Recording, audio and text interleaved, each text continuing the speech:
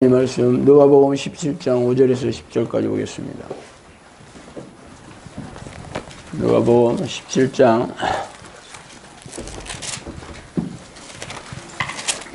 5절에서 10절까지 다 찾으셨으면 한번 읽어보겠습니다. 사도들이 주께 여짜오되 우리에게 믿음을 더하소서 하니 주께서 이르시되 너희에게 겨자씨 하나일 만한 믿음이 있었더라면 이 뽕나무더러 뿌리가 뽑혀 바다에 심기어라 하였을 것이요 그것이 너희에게 순종하였으리라. 너희 중 누구에게 밭을 갈거나 땅을 치는 밭에서 돌아오면 그대로 고도와 앉아서 먹으라 말할 자가 있느냐.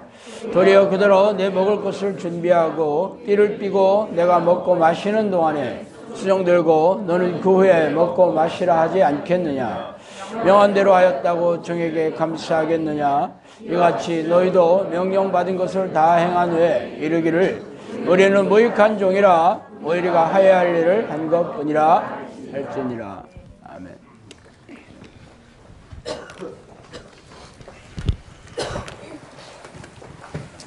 자, 오늘은 하나님의 마음을 움직이는 믿음의 비밀 이라는 제목으로 한번 생각해 보도록 하겠습니다.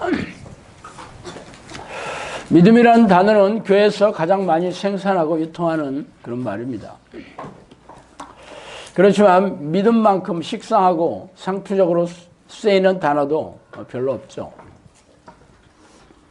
수많은 크리스천들이 믿음을 오해하고 곡해하거나 착각하고 있습니다. 그렇지만 믿음을 가르치거나 판단해주는 사람이 교회 지도자들이기 때문에 그들이 말하는 것을 의심하거나 항거하는 게 쉽지 않죠. 그래서 사람들이 그 무능하고 무기력한 믿음을 체념하고 교회 마당을 밟고 있습니다. 그러나 우리 영성학교는 아니죠. 기적을 불러일으키는 믿음이 있어야 존재하는 곳입니다. 마치 자전거 페달을 쉴 수 없이 돌리지 않으면 자전거가 쓰러지듯이 영성학교도 날마다 기적이 일어나지 않으면 문을 닫아야 하는 것이죠. 그래서 관념적이고 사변적인 믿음이 아니라 날마다 실제적이고 능력 있는 믿음을 증명해 보여야 합니다. 그게 저의 고민이기도 하죠. 그래서 오늘 어떻게 해야 하나님의 마음을 움직이는 믿음의 주인공이 될 수 있는지 찬찬히 살펴보도록 하겠습니다. 마태복음 13장 53절에서 58절 말씀을 읽어드릴게요. 예수께서 이 모든 비유를 마치신 후에 그곳을 떠나서 고향으로 돌아가사 그들의 회당에서 가르치시니 그들이 놀라 이르되 이 사람이 이 지혜와 이런 능력이 어디서 났느냐. 이는 그 목수의 아들이 아니냐. 그 어머니는 마리아, 그 형제들은 야고보, 요셉, 시몬, 유다라 하지 않느냐. 그 너희들은 다 우리와 함께 있지 아니하냐. 그런즉 이 사람의 이 모든 것이 어디서 났느냐 하고 예수를 배척한지라. 예수께서 그들에게 말씀하시되 선지자가 자기 고향과 자기 집 외에는 존경을 받지 않음이 없느니라 하시고 그들이 믿지 않음으로 말미암아 거기서 많은 능력을 행하지 아니하시더라. 하나님이셨던 예수님은 엄청난 기적을 손쉽게 드러내는 분이라는 걸 모르는 사람이 없을 겁니다. 그러나 이런 예수님도 기적을 베풀지 않는 사람들이 있어요. 바로 자기 고향 사람들이었던 갈릴리 사람들이었습니다. 왜냐하면 이 고향 사람들은 예수님이 어린 시절부터 자라는 것을 가까이서 지켜본 사람들이었기 때문에 예수님이 하나님의 아들이자 메시아인 것을 받아들이기 어려웠죠.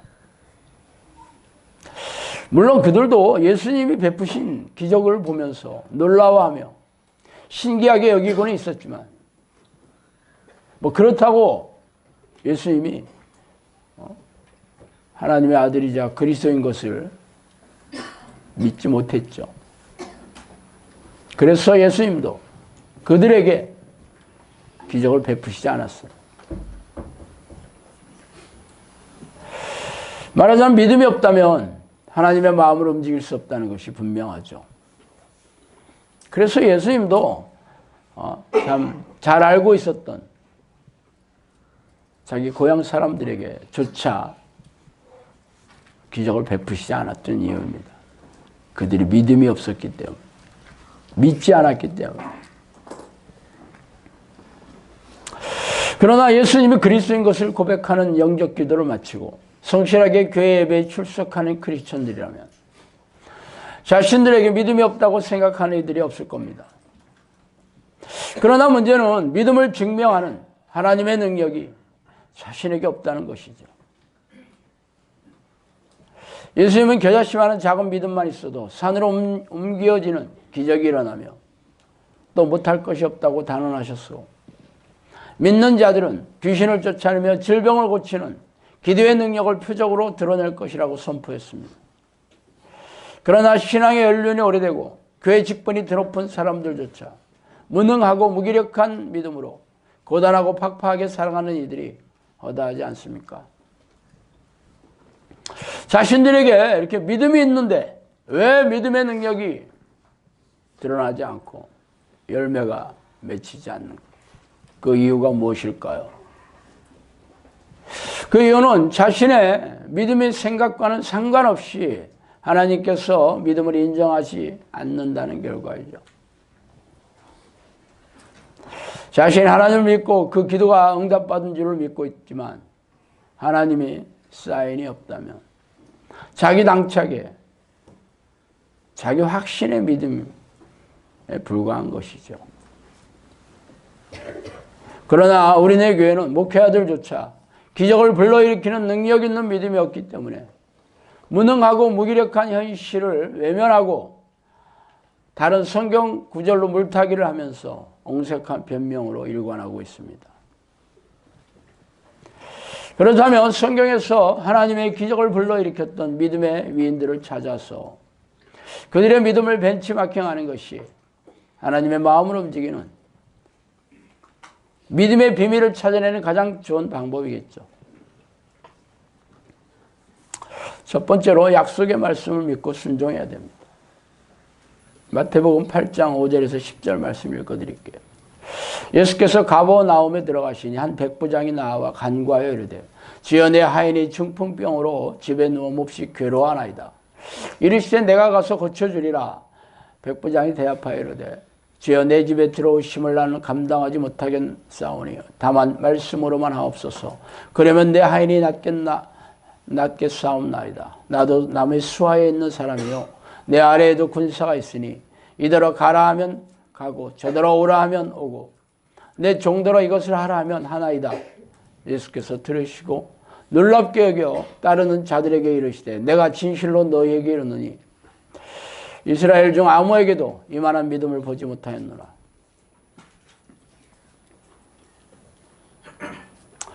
로마 군대의 백부장은 100여 명의 부하를 거느리는 군견 장교의 신분을 말합니다. 당시 세계 최강대국이었던 로마 군인들의 위상은 하늘을 찌를 듯 했죠.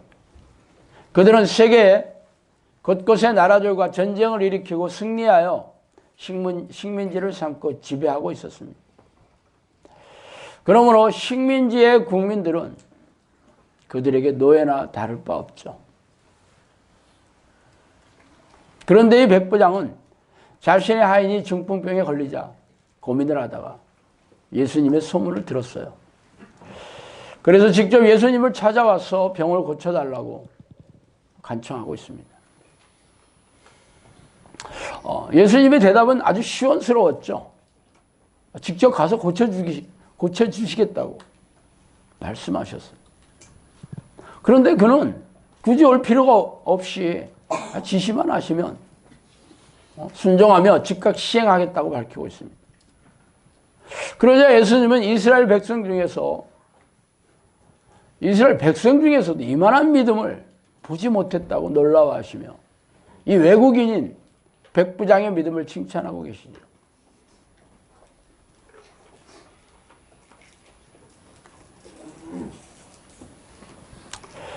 우리 크리스천들은 성경에 하나님이 세상을 창조하시고 대자연을 다스리시며 인간의 생사복을 주관하시는 그런 분이신 것을 믿고 예수 그리스도께서 우리의 죄를 대신하여 흘리신 보혈의 공로를 믿어서 천국에 들어가는 자격을 얻게 되었다는 것을 믿고 있죠. 그런데 문제는 그게 믿음의 전부가 아니라는 거예요. 그건 단지 믿음의 문을 여는 시작이에요. 그런데 그게 전부인 줄 알아. 궁극적인 믿음은 하나님의 명령에 순종하는 것입니다.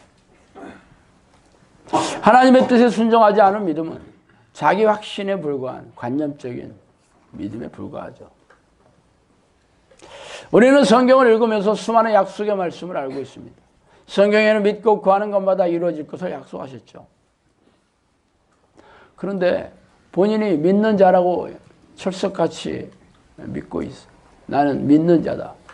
믿음이 있는 자다. 그래서 내가 하나님을 믿고 예수 그리스도도 믿고 성경이 진리신 하나님의 말씀인 것을 믿는다. 그렇게 생각하지만 성경에 약속한 말씀을 순종하지는 않아. 기가 막히지.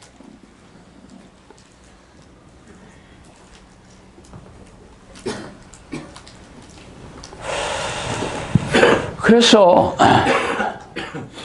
기도하고 적지 않은 시간이 지나지만 아무 일이 일어나지 않으면 어떻게 해요?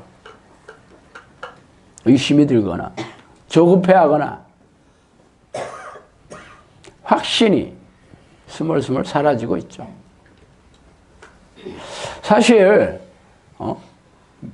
기도하는 즉시 기적이 일어나고 응답이 떨어진다면 굳이 무슨 믿음이 필요하겠어? 안 그래요? 자판기 돈 집어넣고 눌러봐. 즉시 내려오잖아. 믿을 필요가 있어? 당연한 거지. 안 그래요? 돈 집어넣고 커피가 내려올 것을 믿습니다. 그런 사람 없죠? 믿음 따위는 필요 없어요. 즉시 응답이 내려오고 즉시 기적이 일어나면 당연한 거지. 근데 왜 믿음이 필요해? 즉시 내려오지 않으니까.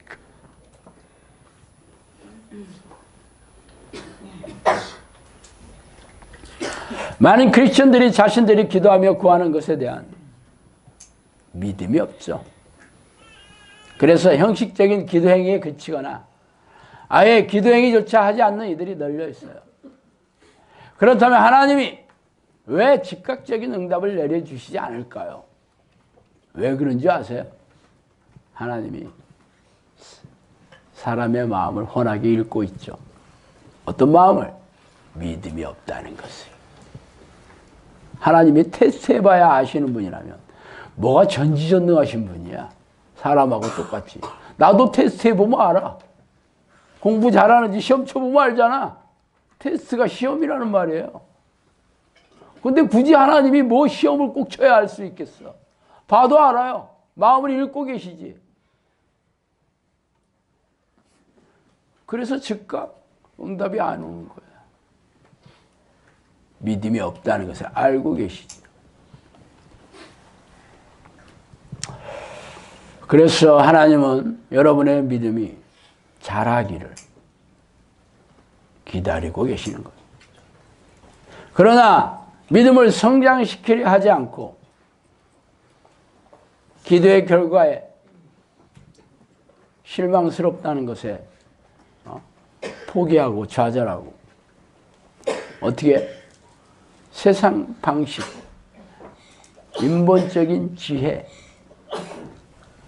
그런 것을 세상 사람들의 풍조죠. 그게 그걸 따라서 살아가고 있다.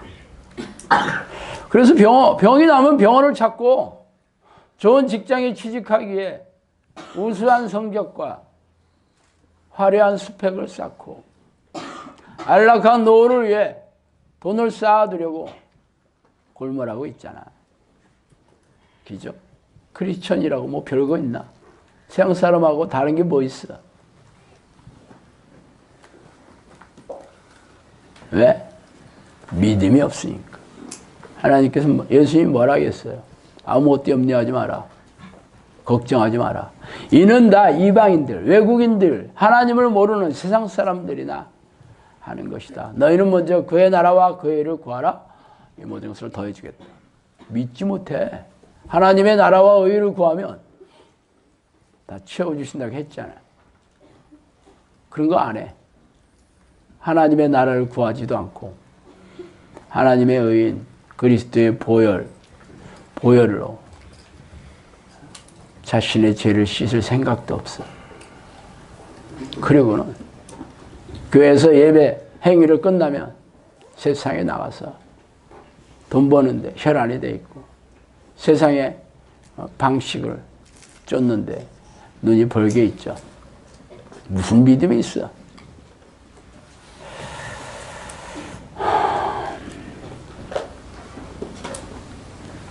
그러면서도 자신이 기도하고 기다리지 못하는 게 바로 믿음이 없다는 것을 인정하고 통한히 여기지도 않죠.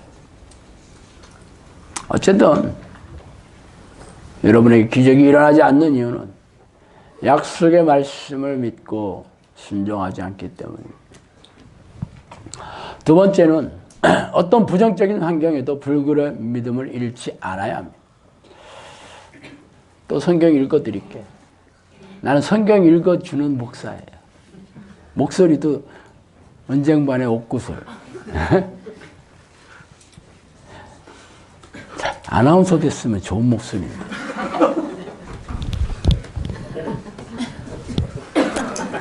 꼭 상민자면은 내가 이런 얘기하면 아주 그냥 불쾌한 듯이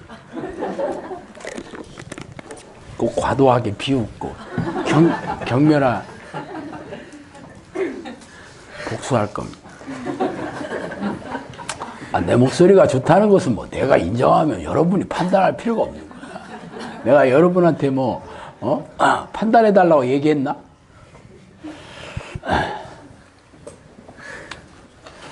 마태복음 15장 22절에서 28절 말씀. 가나안 여자 하나가 그 지경에 나와서 소리질러 이르되 주 다윗의 자손이여 나를 불쌍히 여기소서.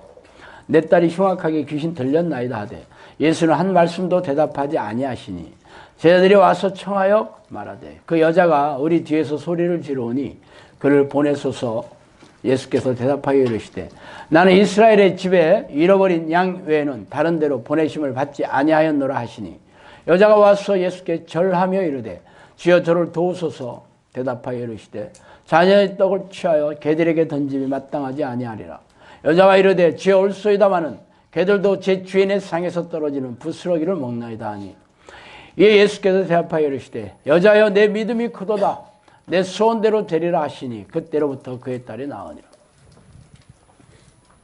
스로보니게는 이방 지방의 이름인데 거기 사는 어떤 여인이 예수님을 찾아왔어요. 자기 딸 데리고 오지도 않았어요. 자기 딸은 집에 있어 그냥. 그러면서 예수님에게 자신의 딸이 흉악한 이게 뭐야? 나를 현란하게 하고 있어. 안 넘어가. 자신의 딸이 흉악한 귀신이 들렸기 때문인데 참 예수님 주변에는 수만 명의 사람들이 운집해 있었죠. 그런데 어떻게 구사일생으로 수많은 사람들을 뚫고 우여곡절 끝에 예수님의 관심을 받게 되었어요. 그러자 즉각 소원을 말했죠. 그런데 그동안 이런 반응이 없었는데 희한하게도 긍정적인 반응이 아니야. 예수님의 반응은 차갑게 그지 없었죠. 그것도 자신이 외국인이라는 것을 그 이유를 댔어. 아주 경멸하죠. 너는 개맛도 못한 외국인이야. 우리가 왜 한국에 일하러 온 그런 중국 동포나 뭐 이런 동남아시아, 뭐 필리핀 이런 사람들을 뭐 미국이나 저 서양 사람들에 비해서 우대하지 않죠. 멸시하는 그런 당연히 못 사는 나라에서 왔다는 그런 게 있잖아. 그거보다 뭐 그렇지만 드러내놓고 잘 얘기는 안 하죠. 우리가 일본에 가면 그런 취급 당합니다. 일본 사람들이 한국 사람 아주 멸시하고 뭐 그런 게 아주 많이 있어요. 물론 겉으로는 친절해 그 사람들도. 그러면 지들끼리 있으면 그렇다는 것은 여러분 많이 들어봤을 거예요. 그런데 예수님이 그랬다니까. 야, 걔만 또 못한 외국 스로보니게 외국인들한테 내가 해줄 게 없다. 차갑게 얘기하죠. 여러분 같으면 어떻게 했겠어? 아니 그냥 싫으면 관두지. 왜 우리 민족까지 싸잡아가지고 멸시하고 말이야. 참나 기가 막혀서. 그러면서 자리를 박차고 침도 한번 탁 뱉고 말이야. 그렇게 나가야지 되는 거 아니야? 여러분 속도 없어. 너는 쓸개도 없냐? 뭐 이런 생각 쫙 들어오잖아.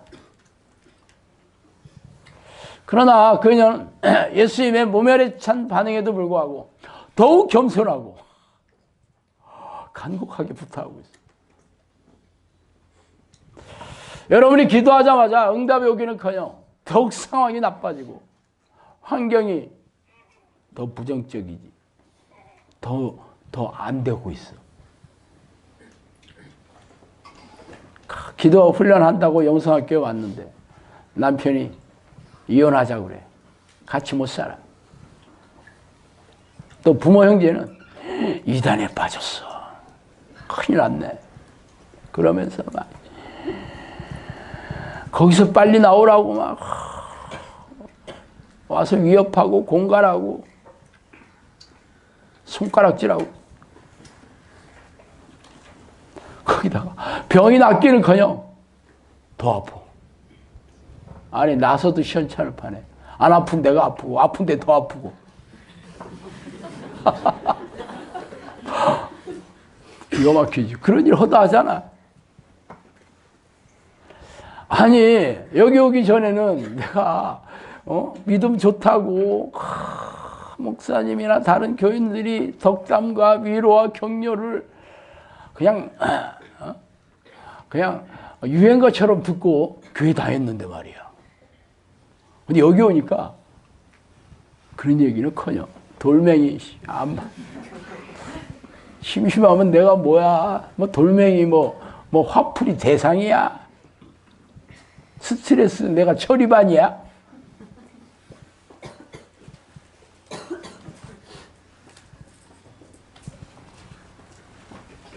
아니 대체 기도를 하면 할수록 더 좋아지고 더 뭔가 희망의 빛이 보여야 되는데 기도하면 할수록 더 안 되고 있어. 이게 뭐지?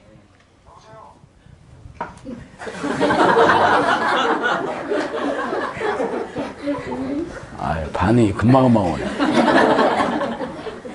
그래도 일단 마이크는 내가 잡았으니까. 마이크 없는 사람 뭐라 하지 잘 못 들어. 마이크 잡은 사람이 힘이 센 거예요.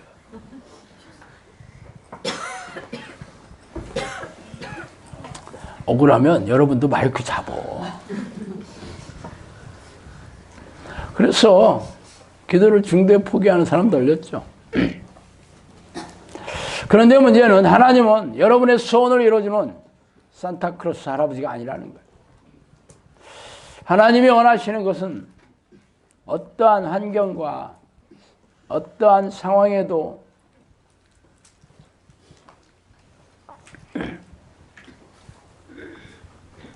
밀리지 않는 불굴의 믿음을 요구하고 있습니다. 그래서 난관과 역경이 몰아치면 더 세게 몰아붙이는 그런 믿음을 보이시기를 원해요. 그래서 아브라함은 70대 중반의 호백발 할아버지한테 너에게 아들이 있을 것이다. 젊었을 때 얘기한 것도 아니야. 70대 중반. 근데 그 다음에 아들을 준 게 아니야. 10년 뒤에 준 것도 아니야. 20년 뒤에 준 것도 아니야. 무려 25년 뒤에 100살 돼가지고. 지금 100살 되면 어떤 일이 생기는 줄 알아요? 동사무소에서 경로장치 초청해줘. 구청에서 해줘요. 구청에서. 그리고 연금도 많이 나와. 100살. 제가 전에 우유 배달할 때 107살 먹은 할머니한테 우유 배달한 적이 있었어요. 근데 그 돈을 구청에서 줬어요. 근데 이 할머니가 친구가 없잖아. 107살이야. 아침 잠이 없겠죠? 내가 새벽에 같이 내 발사하고 소리 다 듣고 반응을 보여요. 그래도 나는 바쁘니까 인사만 하고 얼른 왔는데 언젠가 3.1절 날이었어요. 3.1절 얘기를 해주고 나한테.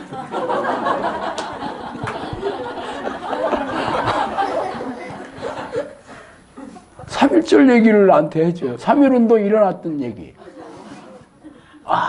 그 외놈, 그 외놈이 그 외놈 순사가 말을 타고 대한독립 만세 하니까 칼을 빼가지고 팍 치니까 이 팔이 하나 뚝 잘려 나가지고 막 피가 콸콸.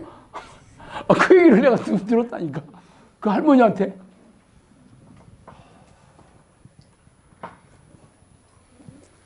어떻게 하다 이 얘기까지 했나. 참 기가 막혔어, 나도.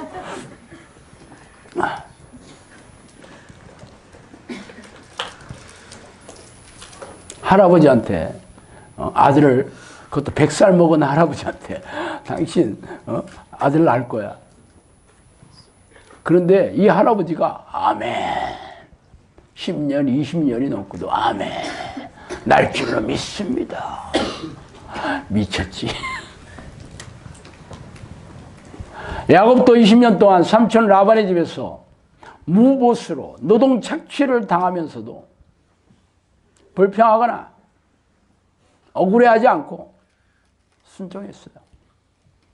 하나님께서 보내셨으니 좋은 날이 올 거야.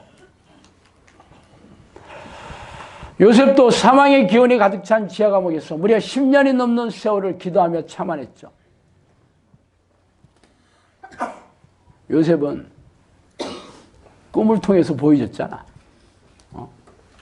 형제들과 아버지와 어머니가 나한테 절하는 것. 그래서 업돼가지고 형한테 얘기하고 아버지한테 얘기하고 업돼가지고 그랬더니 어떤 일이 생겼어? 노예로 팔렸어. 좋은 일 생겼어요? 그 말 안 했으면 형들이 그렇게 죽이려고 달려들었겠어?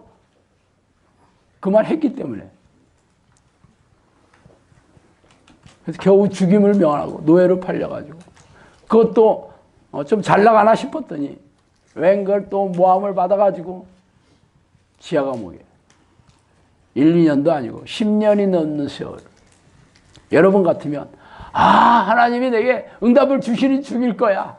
하나님이 나를 이 시련을 통해서 믿음을 굳게 해주시는 과정일 거야. 그렇게 생각해? 쉽지 않겠지. 자기가 지하 감옥에 있다는 것을 아는 사람은 한 명도 없어요. 부모는 죽었는 줄 알아. 누가 구하러 와? 이 애굽 사람이? 보디발 아내가 내가 당신 모함해서 미안하다. 그 찾으러 올 것 같아? 여러분이 기도했으면 이를 악물고 모든 부정적인 환경이나 암울한 환경이 닥쳐 상황이 되고 더 사태가 악화되고 그래도 버티셔야 돼. 믿음을 잃지 말고. 그런 사람들에게 기적이 일어나. 쉽지 않죠? 선택은 항상 여러분의 몫입니다.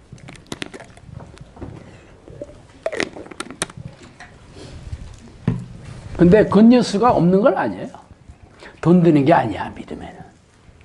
그게 굿뉴스지. 세 번째는 죽기 살기로 하나님께 간구해야 됩니다. 창세기 42장 24절에서 28절 말씀 읽어드릴게요. 야곱은 홀로 남았더니 어떤 사람이 날이 새도록 야곱과 씨름하다가 자기가 야곱을 이기지 못함을 보고 그가 야곱의 허벅지 관절을 치매 야곱의 허벅지 관절이 그 사람과 씨름할 때 어긋났더라. 그가 이르되 날이 세려하니 나로 가게 하라. 야곱이 이르되 당신이 내게 축복하지 아니하면 가게 하지 아니하겠나이다. 그 사람이 그에게 이르되 내 이름이 무엇이냐. 그가 이르되 야곱이니이다. 그가 이르되 내 이름을 다시는 야곱이라 부를 것이 아니요 이스라엘이라 부를 것이니 이는 내가 하나님과 및 사람들과 겨루어 이겼음이니라. 또 누가복음 22장 44절 예수께서 힘쓰고 애써 더욱 간절히 기도하시니 땀이 땅에 떨어지는 핏방울 같이 되더라. 자, 그렇다면 어떤 태도로 하나님께 기도하는 것이 하나님의 마음을 움직이는 기도가 될까요? 성령께서는 저에게 응답이 내려오는 기도의 태도에 대해서 말씀해 주신 게 이 두 가지 구절이었어요. 자, 야곱이 한 기도를 벤치마킹 해라 그랬어요. 또 하나는 겟세만의 적인 기도를 하라 그랬어요. 나 겟세만의 적이라는 형용사형 어미가 붙는 말은 처음 들어봤어. 겟세만에는 지명 이름이거든요. 겟세만의 동상에서 예수님이 십자가에 들어가실 바로 그 직전에 기도하신 그 기도의 태도를 겟세만의 적인 기도 그렇게 얘기했어요. 내 머리에서 나올 수가 없는 단어야 이거.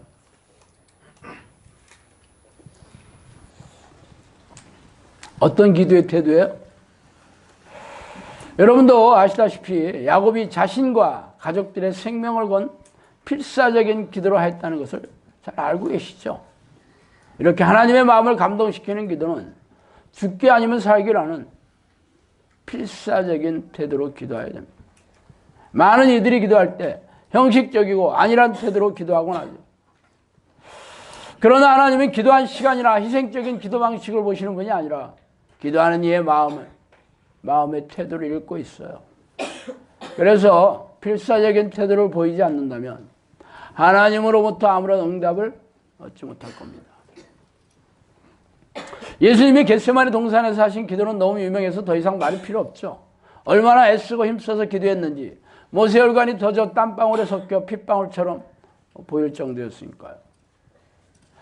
예수님이 승천하시고 마가 요한의 다락방에서 모인 사도들과 120명의 제자들이 기도한 태도 역시 전심으로 했다고 성경은 말하고 있죠.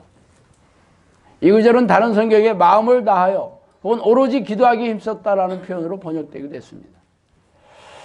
이처럼 하나님의 감동을 일으키는 기도의 태도는 온 마음을 다하여 목숨을 다하여 죽기 살기로 하나님께 기도해야 됩니다.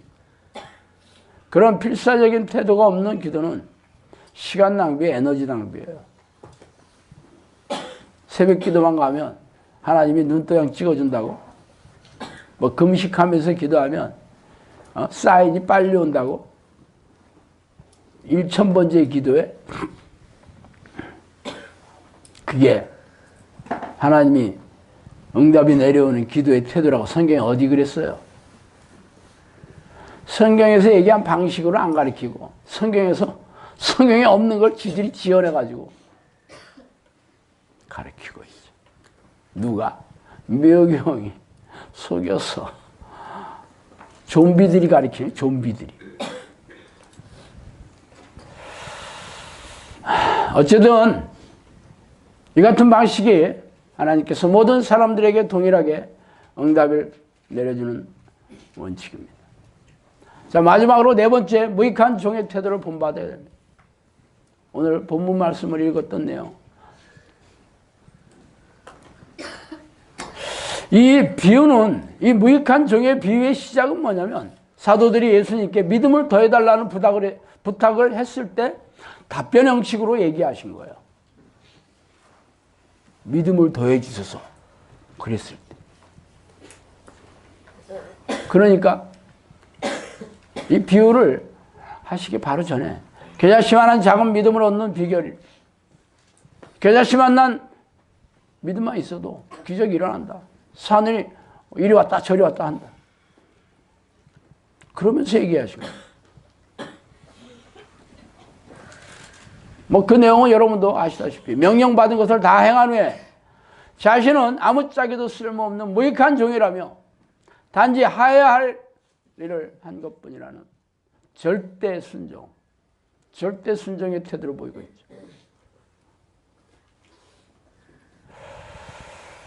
그러나 사람들은 애쓰고 힘써서 기도해서 적지 않은 시간이 지나도 응답이 내려오지 않으면 어떤 생각을 해? 아니, 내가 그동안 이렇게 기도했는데. 그런 생각 들어오죠. 아, 내가 하루에 몇 시간씩 그냥 이렇게만 기도했는데 말이야. 그런 생각이 천에도 계속 올라와.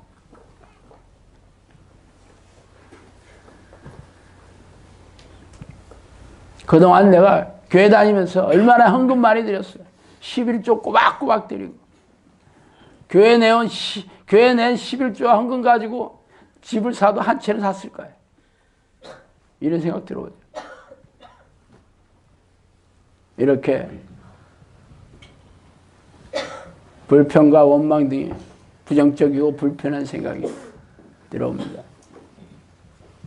이 생각이 뭐예요? 자기의의죠.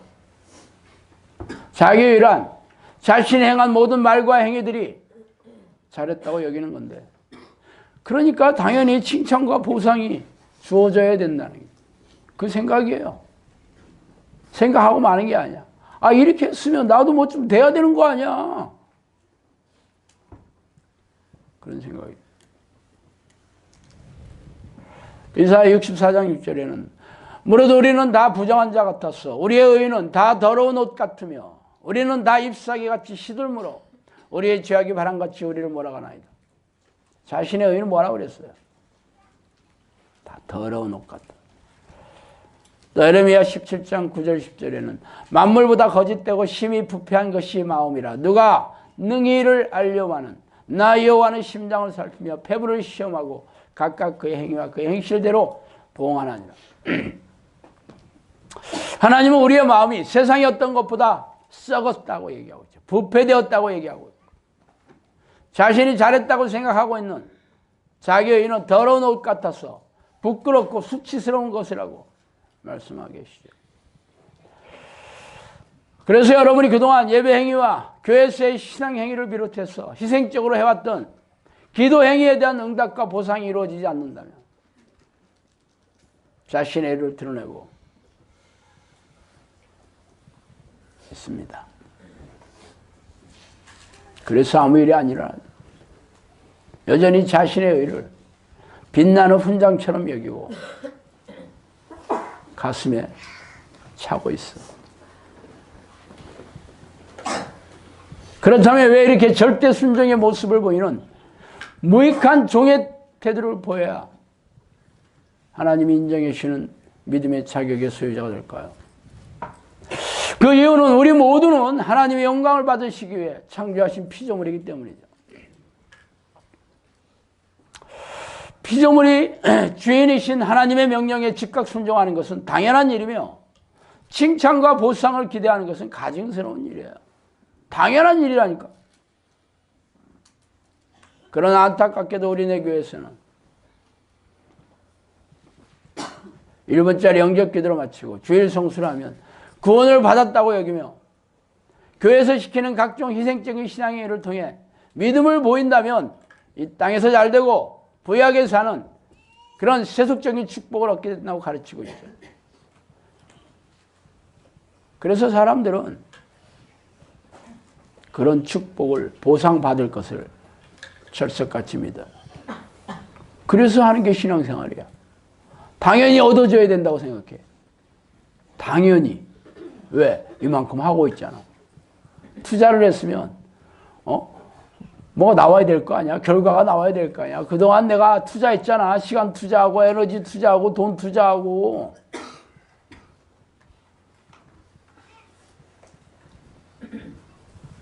그런데 어떻게 천국 가겠어요?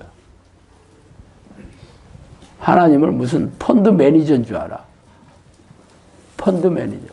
투자했으면 뭐 좀 나와야지. 그렇게 가리키는 사꾼 목자들은 가장 뜨거운 지옥에 들어갈 거예요. 하나님을 하나님으로 가르치는 게 아니라 자판기로 가르치고 있어요. 자판기로.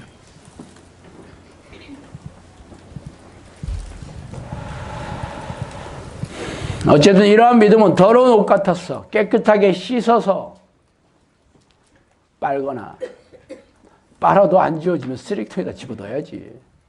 그죠? 이 네 가지, 지금 제가 말씀드린 네 가지 믿음에 대한 원칙이 하나님의 마음을 움직이고 응답이 내려오는 비결입니다. 이렇게 믿음을 보일 때 하나님께서 내 믿음이 크도다. 내 믿음대로 될지어다. 그러신다는 거야. 자기가 이만큼 했을 때 나 이 정도 하니까 믿음이야. 그럼 자기의라니까. 거기서 전부 다 걸려 넘어가는 거야. 내가 새벽기도 한 번 안 빠지고 나왔거든. 내가 40일 금식기도 했거든. 내가 헌금을 드려가면서 기도했거든. 그런 신앙의 태도가 바로 기복신앙이에요. 기복신앙. 무당들이 하는 신앙이야. 귀신들이 주는 신앙이죠. 그런데 어떻게 그게 교회에 들어와가지고 아주 판을 치고 있는지 모른다니까. 아주 교회가 귀신들이 버글버글해. 번영신학. 지금 웬만한 대형교회 전부 번영신학. 그걸 들여와가지고 여러분 구원받습니다. 여러분 하나님 축복해 주십니다. 여러분 하나님이 버리지 않으십니다. 30배, 60배, 100배. 내 입을 크게 벌라. 내가 채우리라. 복 주고 복 주나니. 이런 걸로 도배하고 있죠. 그러니까 사람들이 좋아가지고 입이 찢어져. 그래서 어떤 결과가 나왔냐고. 물론 그것도 성경에 있다고 그러니까 뭐 성경 구절 들이대면서 얘기하니까 봐 성경에 있잖아. 성경에 있다고요. 맞아. 성경에 있는 거 맞아. 그럼 성경에 있는 얘기라고 다 하나님의 말씀이야. 성경에 있다고. 어떤 사람 성경 점치는 사람이 성경을 쫙 펴고 여기 성경이. 그래서 점치러 와서 하나님이 나한테 어떻게 가롯이 목을 메어 죽으니라. 그러니까 쫙 피니까 즉시 하라. 이것도 아니. 쫙 피니까 신구약 중간에 아무것도 안 써있어.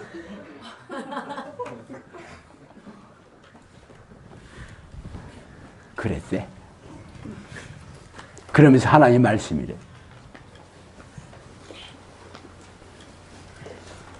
자기가 원하는 것을 뒷받침해주는 변명거리를 성경에서 찾고 있을 뿐이죠. 하나님이 주인이 아니고 본인이 주인이에요. 하나님이 왕이 아니고 본인이 왕이야. 말로는 주여 주인님 하면서 속으로는 자기가 왕 노릇하고. 그래서 예수님 뭐라 했어요? 주여 주여 하는 자가 천국에 들어갈 것이 아니요 하나님 뜻대로 행하는 자라야만이 들어갑니다. 그리고 뭐라고 그래? 내가 주님의 이름으로 귀신을 쫓아내며 질병을 선지자 노릇을 하지 아니하였습니까? 내가 너를 도무지 모르겠다. 이 불법을 행하는 자들아 내게서 떠나라. 죄를 짓는 자와 다 불법을 행하는 자다. 성경은 얘기하고 있어요. 죄를 지어가면서 자기 의의를 드러내고 있지. 내가 귀신 쫓아냈잖아. 지가 한 거야? 지 능력이야? 참 기가 막히죠. 이름도 모른대 하나 예수님이. 이름도 모른대. 내가 너를 도무지 모르겠다. 이름도 모르는데 어떻게 천국 가겠어? 거의 대부분의 우리네 교인들이 그렇게 될 거예요. 자기 의로 가득 차 있어. 믿음은 자기 확신이 아니라 하나님이 인정해 주셔야 되는 겁니다. 여러분이 기도해서 응답이 없다. 하나님이 아직 외면하고 계셔.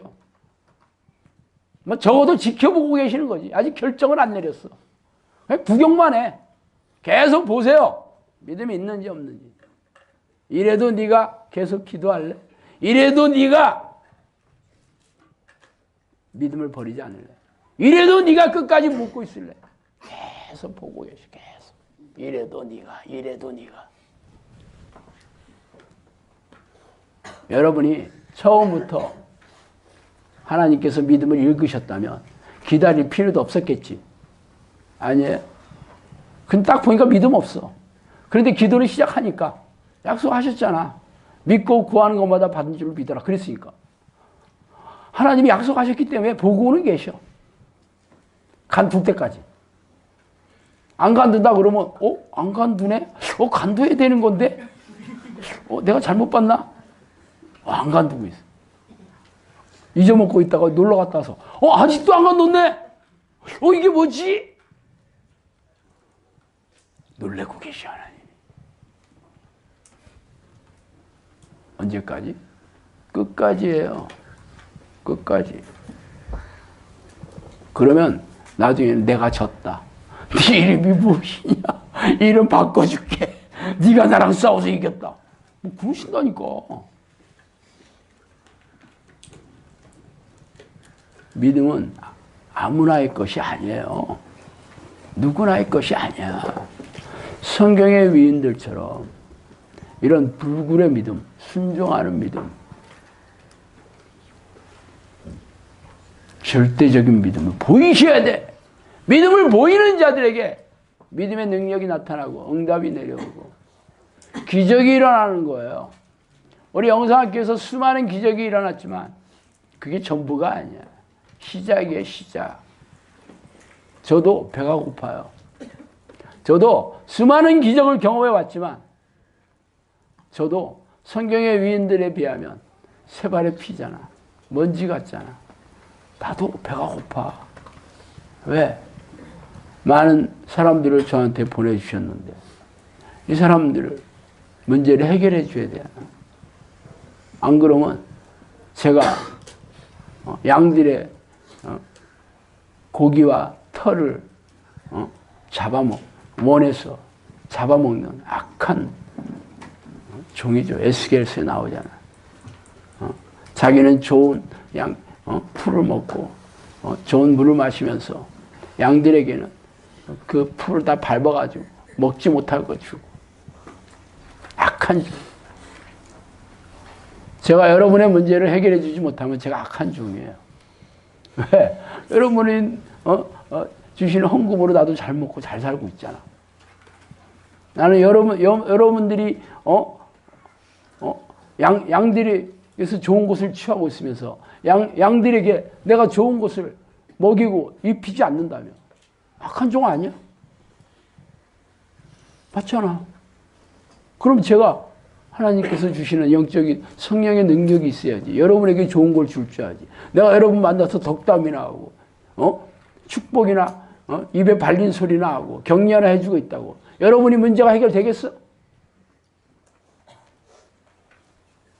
그래서 저도 배가 고파요. 왜? 안 그러면 제가 악한 종이 되니까. 갈 길이 멀어요, 저도. 여러분은 바랄 것도 없겠지. 어차피 성경이 절대 무효한 불변의 진리인 하나님의 말씀이라고 여러분이 믿는다면 죽을 때까지 믿는 거예요. 죽을 때까지. 죽으면 천국 가잖아. 제한을 하지 마세요. 조건 붙이지 마세요. 여러분이 제한을 하고 조건을 붙이고 한정을 짓기 때문에 하나님께서는 계속 아무 일도 하시고 싶지 않아. 아직 멀었구나. 한 바퀴 더 돌아가. 애굽에서 나온 이스라엘 백성이 3, 4일이면 갈 수 있는 땅을 40년 돌아다녔어. 계속 돌았어. 계속. 왜? 믿음이 없어서. 가나안 땅으로 들어갈 믿음을 있는 사람. 거기다 다 죽었어. 결국 그 광야에서 태어난 사람들이 들어갔어. 여러분도 그렇게 되고 싶으면 양다리 걸치시면 돼.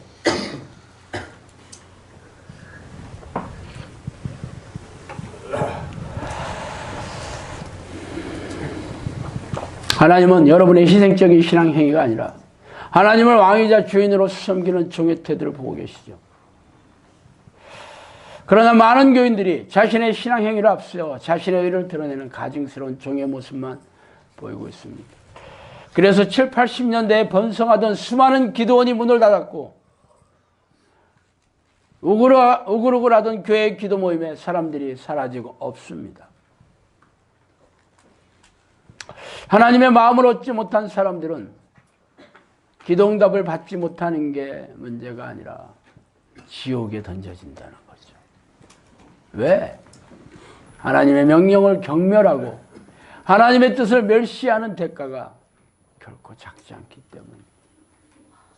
그러나 내 힘으로는 할 수 없다고 내가 날마다 가난한 마음으로 절박한 마음으로 틈만 나면 하나님의 이름을 부르고 나를 불쌍히 여기소 라고 한다면 여러분은 성경의 위인들이 겪었던 경험했던 놀라운 기적의 현장에 주인공이 될 것입니다. 얼마나 대단한 기회를 잡은 거예요. 여러분이 기회를 놓지 않는다면 하나님도 여러분의 손을 놓지 않을 겁니다. 여러분이 기회를 놓는다면 하나님도 여러분 두 번 다시 돌아보지 않을 거예요. 결국 키는 여러분한테 있는 거예요. 대단하지 않아요? 내가 붙잡고만 있으면 하나님이 약속하셨네. 결국 나한테 달려있잖아. 할렐루야 아니에요? 할렐루야예요. 우리 주인이 선한 주인이라는 게 할렐루야야. 우리 주인이 공의로운 주인이라는 게 할렐루야예요. 꼭 기회를 놓치지 마십시오. 기도하시겠습니다. 하나님 아버지 감사와 찬송과 영광과 존귀를 돌립니다. 우리는 성경의 위인들처럼 성경의 위인들이 보였던 이러한 믿음의 모습을 보이기에는 우리는 턱없이 부족하고 연약한 먼지 못한 그런 하찮은 존재임을 이 시간에 고백합니다. 아버지 우리를 불쌍히 여겨주시고 우리를 불쌍히 여겨주시고 우리를 불쌍히 여겨주시옵소서. 예수 그리스도 이름으로 기도합니다.